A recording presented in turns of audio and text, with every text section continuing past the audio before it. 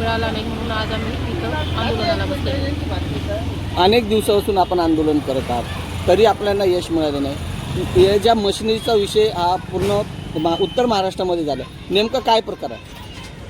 मानव विकास योजनेअंतर्गत उमेद अभियानातून आम्हाला हे मशिनरी दिले जातात. हे हा प्रकल्प पूर्ण महाराष्ट्रात आहे. पण आमच्या या मशिनरीची जी फसवणूक झालेली आहे, तर माझा प्रशासनाला हाच संदेश आहे की या सगळ्या मशिनरीची, या योजनेची चौकशी करा आणि जिथं जिथं संबंधित गुन्हेगार असतील अधिकारी, त्यांच्यावर तुम्ही तक्रारी दाखल करा. किती लोकांची फसवणूक झाली आणि किती याच्यापर्यंत फसवणूक झाली असेल, किती पैशापर्यंत? साधारण धुळे जिल्ह्यात तालुक्यात 38 युनिट आहेत. आमच्या माहितीनुसार हे कमी जास्त होऊ शकतं. आणि एका युनिटमध्ये 6 लाखाची मशिनरी दिली गेली आहे. माझ्या स्वतःच्या युनिटचे माझ्याकडे त्याचे कोटेशन आहेत. माझ्या युनिटच्या आत्ता दिलेल्या मशिनरीची किंमत फक्त 1,20,000 आहे आणि ते मला 6 लाखात दिलेलं आहे.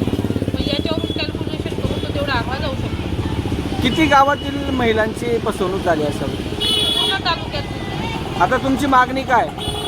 यांची चौकशी व्हावी आणि यांच्यावर गुन्हे दाखल व्हावे. महिलांना योग्य तो न्याय मिळावा. असं देखील सांगण्यात आलं आहे की काही महिलांचे चेक घेऊन त्यांची फसवणूक केली. नेमका तो काय प्रकार आहे?